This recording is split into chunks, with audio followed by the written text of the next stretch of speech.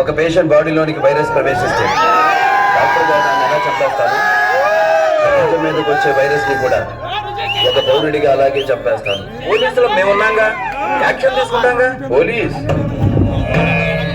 ఎక్కడ? రైతుని అదే కత్తి ముందు నోట్లు పోసి చంపేస్తే ఓ పోలీస్.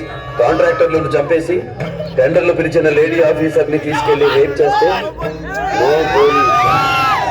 ఇదేంటి అని ఎదురు ప్రశ్నిస్తే దారుణంగా చంపేసినప్పుడు నో పోలీస్. తండ్రి బాలకు 60 మంది పసి ప్రాణాలు గాలిలో కలిసిపోతే అయ్యా ఇది పరిస్థితి అని మొరబెట్టుకున్న ఆ తల్లిదండ్రులను ఓదార్చడానికి నో పోలీస్. పోలీస్ స్టేషన్కి వెళ్ళిన పాపానికి 300 మందిని మూర్ఖంగా చంపి బావిలో పాటేస్తే నో పోలీస్.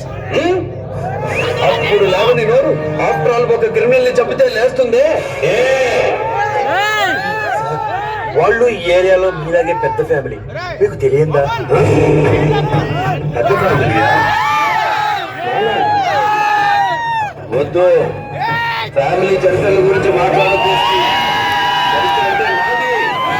చరిత్ర సృష్టిస్తున్నా మేమే, దాన్ని తెరగ రాయాలన్నా మేమే. వాళ్ళంతా bloody fools. No more arguments, SP గారు. మీ దగ్గర రాయడానికి ఏమీ లేదు.